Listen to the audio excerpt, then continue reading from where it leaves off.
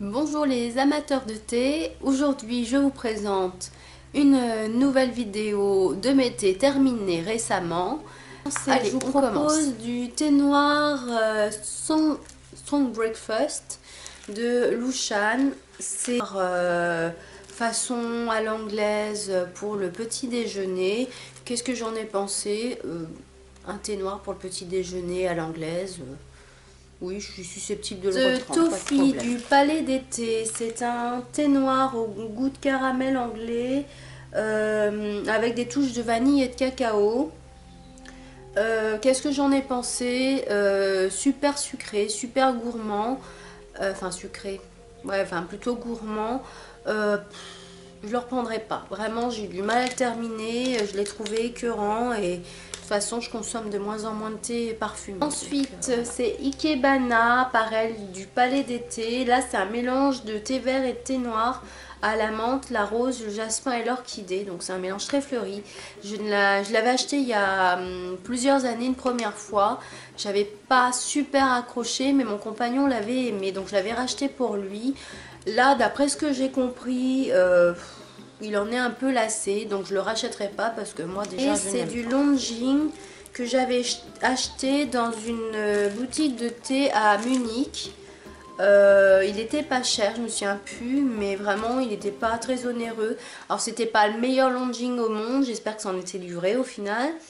Mais vu le prix, franchement, il était très correct pour une consommation de tous les jours. Celui-là, le thé vert bio macaron amande, c'est une boîte que j'ai pas achetée.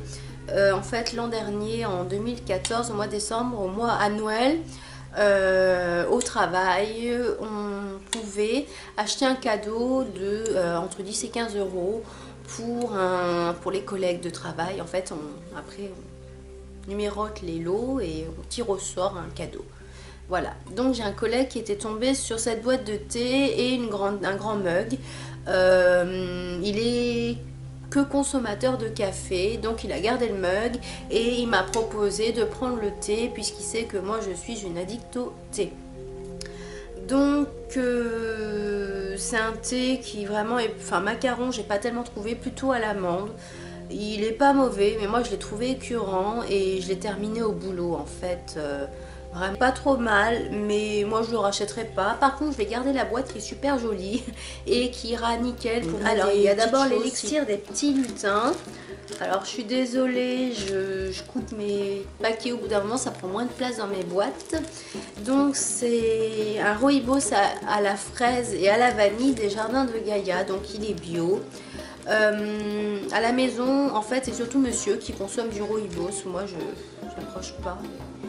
Limite, je préfère me prendre une infusion type Yogiti le soir que de rooibos. Donc, lui, il l'aime bien. Oui, je vais potentiellement le racheter, je verrai. Je vais peut-être essayer de tourner, mais à un moment ou à un autre, je peux retomber dessus. C'est Parfum de Soleil.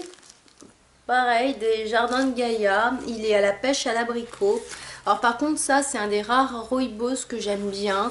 Parce qu'il est à la pêche à l'abricot et que j'aime bien que l'aromatisation fait pas chimique. Elle est vraiment bien et la rondeur du rooibos va très bien avec le parfum de la pêche et de l'abricot et vraiment je l'aime bien, mon homme aussi. Donc par contre ça c'est le deuxième paquet que j'ai acheté en quelques années. Donc par contre celui-là je vais attendre de tourner un peu sur mon stock, mais je pense qu'au moins pour l'été en glacé il est super, je le rachèterai. Boîte de Yogiti. Alors la première, sans surprise, c'est Joie de vivre. C'est au moins la deuxième ou troisième boîte que je vous en présente. Donc c'est toujours à l'orange, au basilic et au piment. Enfin piment, il faut le chercher un petit peu. Ça picote très léger. C'est surtout l'orange et le basilic que vous allez sentir. Bon, il y a aussi de la réglisse que moi je sens et de la cannelle. Enfin, comme d'habitude, c'est plein d'épices. Hein, c'est Yogiti. Et de toute façon, il est déjà chez moi là. Hein. C'est ma préférée, cherchez pas. J'avais acheté une boîte de Christmas Tea.